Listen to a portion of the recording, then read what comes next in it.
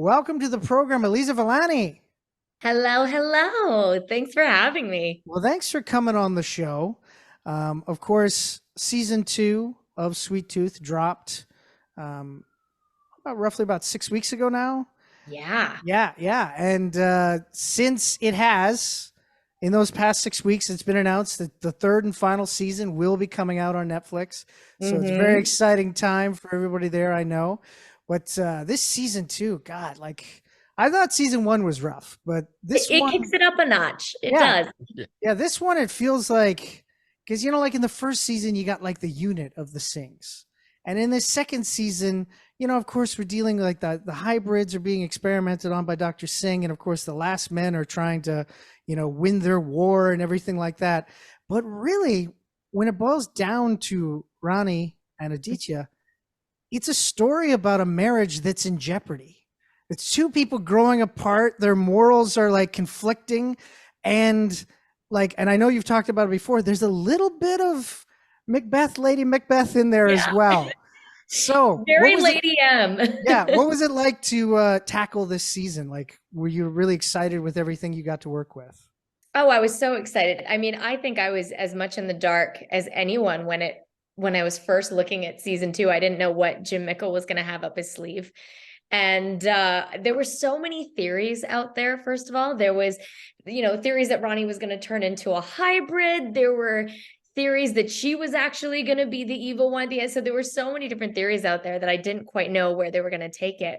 But I loved where they took Ronnie this season. They really made her in her power, but they really made a complete 180 of what she believed in. And, she was the one that got them into this mess.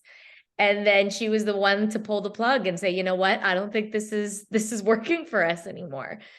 So that was so much fun to play. And you're right, like playing that Lady M kind of character. I mean, that scene, with that smudge on her face, that really just turns the tables. That was really the moment that I felt most connected to that Lady M feeling of, oh, this is really what's happening, and it's on my hands, it's on my body, kind of thing. Yeah, so a true thespian, you refuse to say Lady Macbeth. Of course, I would never. I always find that is so interesting because, like, if I'm not mistaken, the actual thing around it is it's inside of In the a theater. theater. You Inside can't the do it. theater, yeah. But you're not the only actor that I've ever been around that refuses to say it, period. Just Yeah. just doesn't. No, don't want to risk it. Don't want to. It's like You don't don't. want to get too comfortable. Right. You never know when you find yourself in a theater and all of a sudden it slips. So it's just best to just make it the word that is unsaid in the vocabulary. It's so true. I remember way back in the day when I was in high school theater and somebody just accidentally started to say the word. Everybody lost their mind. Like it was Mayhem. it was like Lord of the Flies in there all of a sudden. It was like it was terrifying. And so I totally appreciate that. That's I wonder in a particular situation. Let's throw out there. Say there's a director who has two Mhm. actors named Mac and Elizabeth, and just happens to be like, Mac, Beth, come to the stage, please. We got to do this scene. Would that count? That's what I wonder. That would be a great stand-up. I feel like that would just be such a great comedy bit to do on stage because Mhm. you would see or you would feel the tension build in the room. And I would live to be in that theater of experiencing that and everyone knowing that that's the bit, but not wanting to say anything, or even having someone come up on stage and forcing you to leave, spin around and spit over your shoulder, do whatever you need to before you come back. I could totally see that in like a farcical play kind of, like especially like a play within a play kind of idea. Yeah. Yeah, I like that idea actually. That's pretty cool.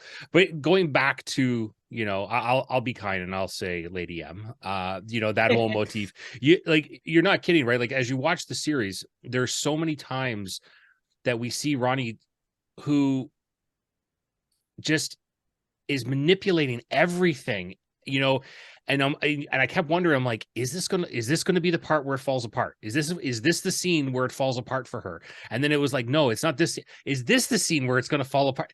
And you kept on, like, she keeps pushing the boundaries, and I got to imagine, like, there are some like really fun moments for you as an actor to being able to perform in those, like the dinner scene was was Oh, my another great favorite. one. Yeah. Yeah, I mean, I think my favorite thing about that one is that, Neil and I, we got to play Abbott and Ronnie for the first time, playing a little game of chess Mm. Yeah. at this dinner table. And I love scenes like that where you have two people who really think that they're in control and just calling each other out.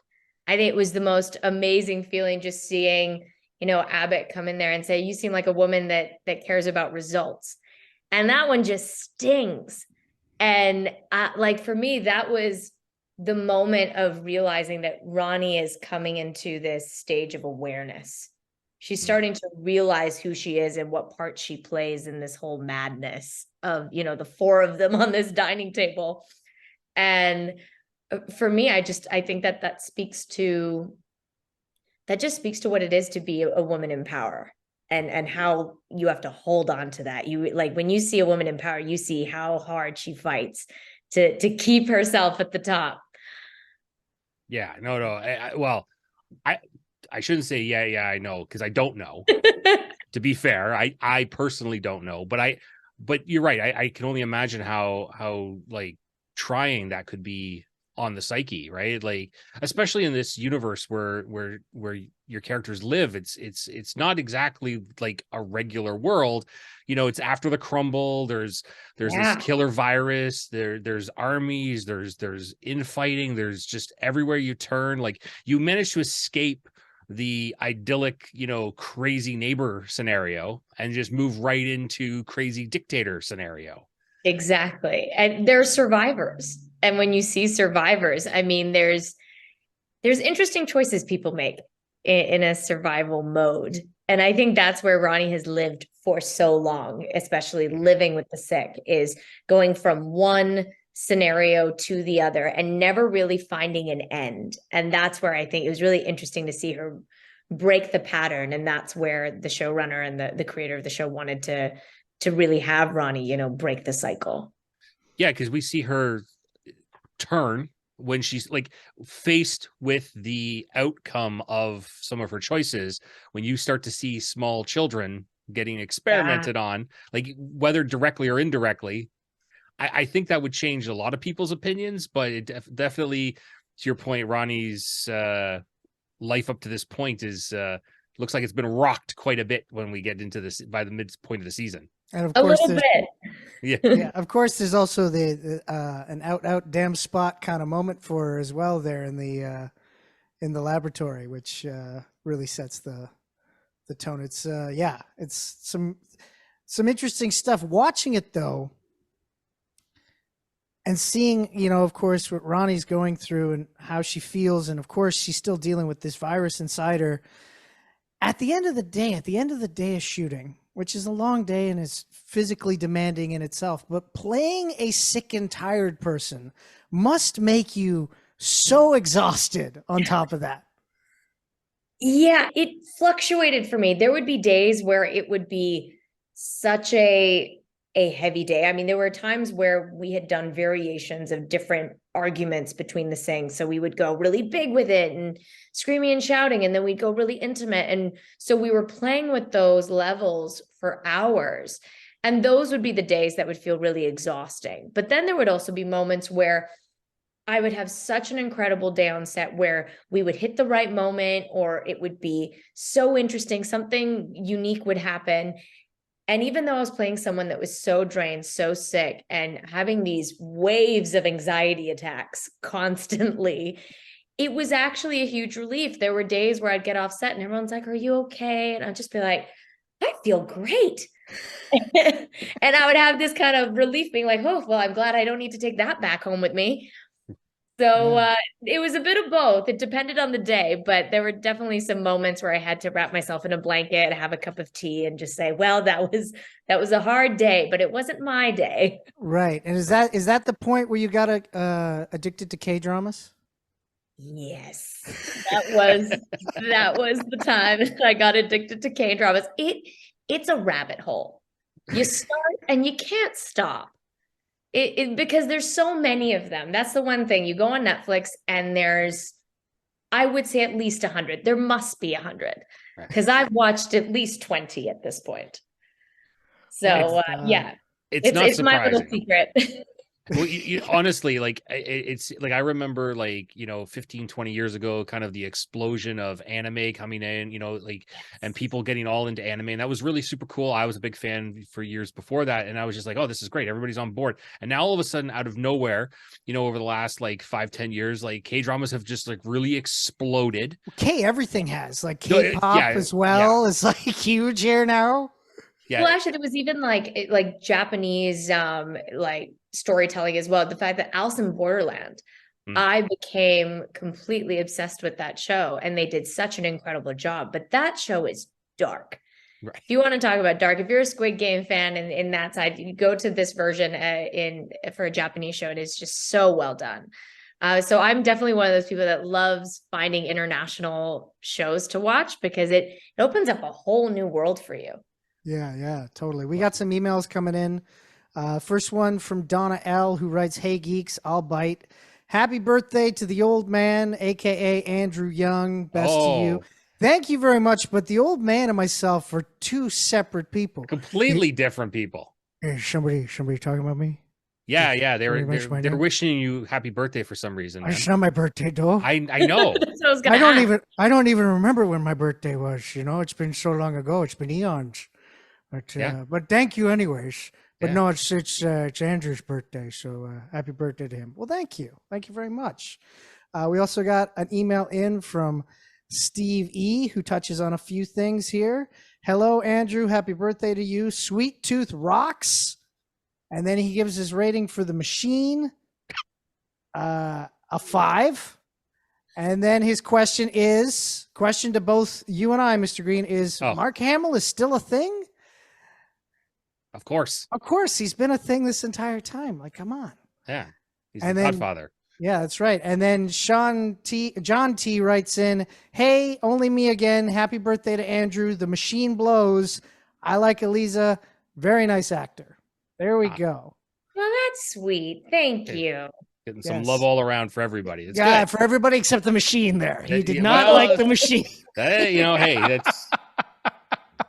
More on that soon. Right. Yeah, like looking at, as they talk about, the show is great, and you are part of a really big cast. Like we've already mentioned, Abbott and and Neil Sandilands is I've seen it. Like I've seen him in other things, and he's a fantastic actor. Adil that you work with, who plays your husband for most of the show.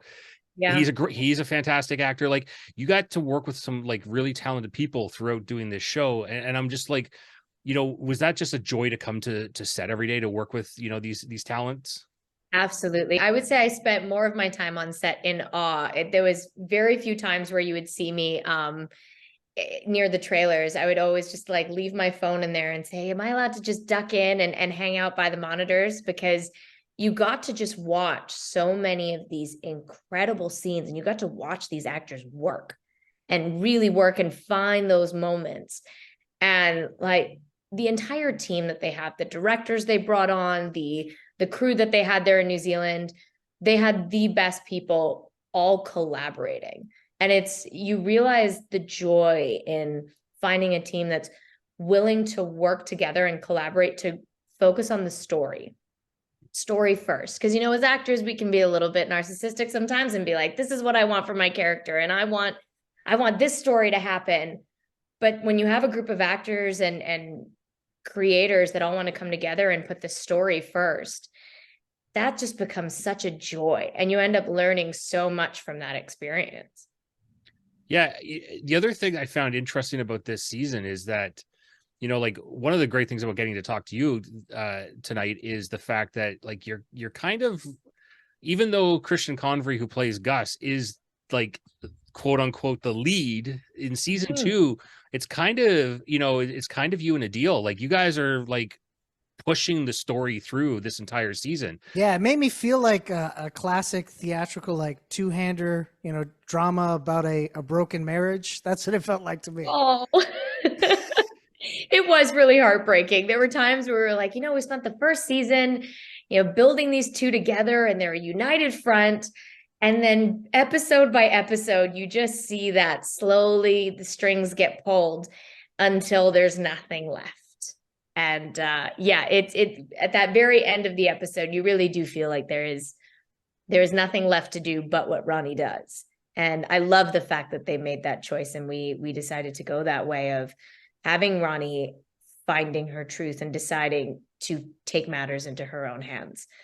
Because you don't see that very often for a woman that, is on her deathbed, let's say, to say like, what, I'm taking control of this situation. This is what I think is the right way. And, saying you're either with me or you're not with me, Yeah, totally. And in, like almost, in contrast to that are the scenes that you had with Marlon Williams this season, which it was interesting to find out that his mullet wig for this year was made with hair that was cut off from you in the first season. Were you like, when you were doing scenes with him, were you looking going, yeah, I recognize that. Yeah, that looks like mine.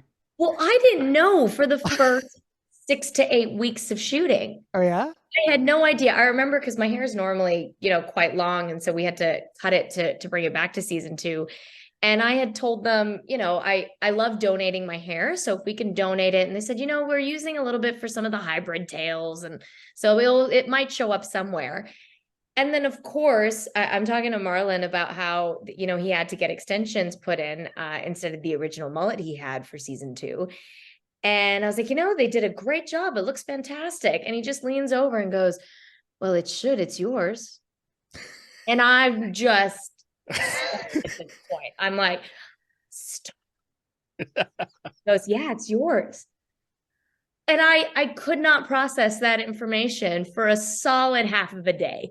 And it wasn't until he was taking the pieces off in the hair and makeup trailer that I finally clued in of, oh, this is all my hair. There were several pieces that they had taken out. And that just made my day. It was a great way to connect our characters through hair. Connected through hair and then finding some more common ground in this season. Yeah. Yes. I was about to go with stalkery, but it's kind of creepy because to be honest, on another level, wearing somebody else's hair can be a little creepy. It can be. But he does seem like such a nice guy, morally conflicted this season as a character, but yes. That's it's not often that you get to find out that your co-stars are wearing part of you. I don't know. It's such a weird. Yeah. Exactly. It's a very that just shows how giving you are right to this part and to your cast. Yes. It was a great moment that we had a good laugh about it. So it was an ongoing joke throughout the season. Oh my God. That's crazy. But going back to the cast though, like I know I mentioned a lot of the adults, but of course the big part of this show, obviously I mentioned Christian Convery, who's the center as Gus, right? But all the other kids that are part of the hybrids that are captured inside of the zoo that basically pull on Ronnie's heartstrings, as it were, and and convert her to sympathy and kindness. Yeah, I mean, they're great. They were such a wonderful bunch, and I think that they were all so excited to be there. It was really a school of kids at that point. There was a few buses because they all were still in school and doing their homework, but it was just amazing to watch little hybrid kids running around the set, no matter what day it was, because we'd always have the kids would be there in the morning, and then Adil and I would come in the afternoon. So by the end of it, they were all just running around so excited, having their iced chocolate drink because they wouldn't be allowed chocolate until the end of the day. So you could just see that they were just so happy to be there. And it really just wakes you up and it makes you feel good because, this is a fantasy styled show. I mean, the sets, the costumes were all just out of this world. And to have a bunch of kids coming around just embracing the magic of it all, you get reminded as an actor of like, wow, what I'm doing is really like playing pretend. I get to do this as an adult, and this is awesome. Yeah. So that was a great reminder from those guys. No, that is awesome. Now, of course, and that's good, that you guys, it was very much, you guys got to have like a family kind of element there, because of course you were all away from your families, New Zealand, couldn't see your husband for 6 months. Yeah. But now that you're back home, you're helping your husband with his cycling podcast? Yes, that was definitely not what I had in my future, thought out. It wasn't in my 5-year plan.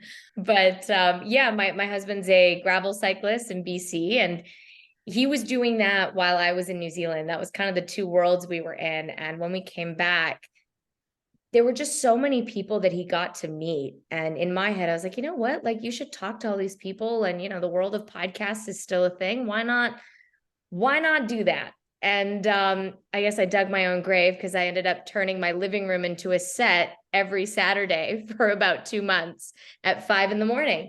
So that was something that I took on, but it was so wonderful. And we got to meet so many amazing people in the cycling world. We're really in the renaissance of cycling, believe it or not. So that was a fun adventure that I got to take on after Sweet Tooth.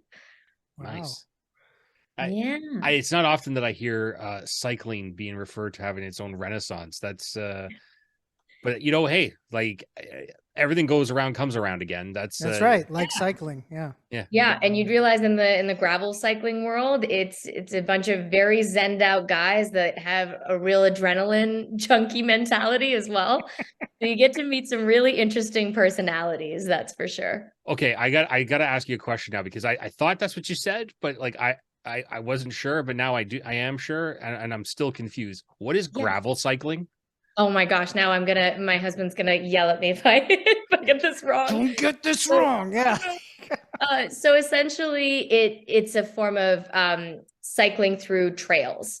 So instead of it's not quite as extreme as mountain biking, but it's also got a bit of that aerodynamic that you see in road cycling. So when you think of the Tour de France, but instead it's along these forest trails, you actually do ride on gravel itself. So it's got a bit of an edge to it. You've got, different inclines, and it gets a bit gnarly, let's say. You got to cycle through rivers, and it's amazing what you end up going through in the wilderness.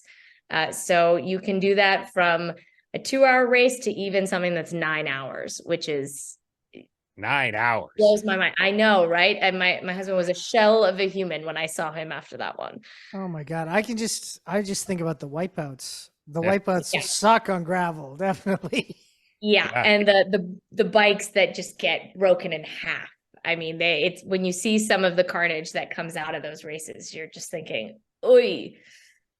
Oh, I'm still marveling at 9 hours. Like you talking about your husband being a shell of a man. I'm a shell of a man hearing you say 9 hours. That's Green can't do anything for 9 hours. Even when he's sleeping, if he gets to 8:59, he wakes up in like an exhausted state. Yeah, that's it. I get leg cramps from sleeping. That's too long. That's too long. That's crazy. But hey, good for him though. Like that's awesome. Like it's we noticed that with a lot of people over the past 3 years, because of obviously what happened in the world, that people found new hobbies for various reasons, whether it's because of that or in your case because you were out of country for 6 months, like you needed to find time to kill. Let's put it that way. He's like, what can I do for up to 3 to 4 hours during the day? Well, in the end, we're all just killing time until the sick gets us. That's just the way it is. Yeah. I don't need the crumble. I don't want the crumble. That's no, let's not have a crumble. The only crumble I want is an apple crumble. Right. And as mentioned, it's my birthday. If anyone would like to Uber Eats or DoorDash me an apple crumble, I'm in Toronto. Send it my way. Birthday crumble. There you go. Yes. So, Aliza, it's been great talking with you. Thanks so much for coming on.